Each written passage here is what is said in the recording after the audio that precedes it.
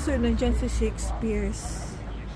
So, dito kami sa may Shakespeare's Schoolroom Guildhall. Ay, ito siya, oh. Souvenirs yun. Pasok tayo dito sa souvenir ni ano.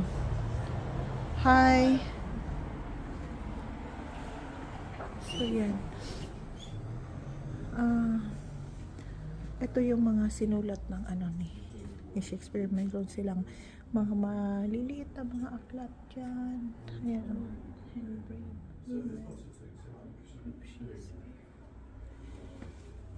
So, Ito si diba, Ate Didi. famous writer siya ng mga Ano po si Ate Didi. plays.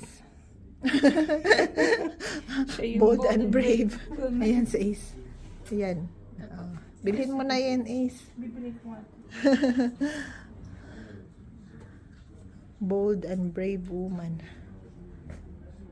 So, ayan. Handito kami sa may ano, mga souvenirs. Souvenir item. Ay, meron din siyang ano, dictionary. So, diba, famous siya book writer. Tsaka yung mga sinusulat niya na mga story, ginagawa ng plays. Piniplay nila. So, yun lang. Yeah.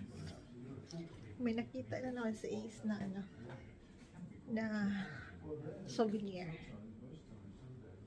Bibilin mo ba yung book?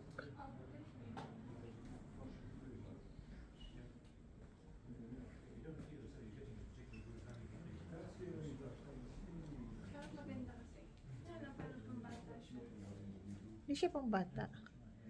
At least ano, madagdagan ang iyong vocabulary at inyong information about Shakespeare's at education. So, nandito kami sa educational tour.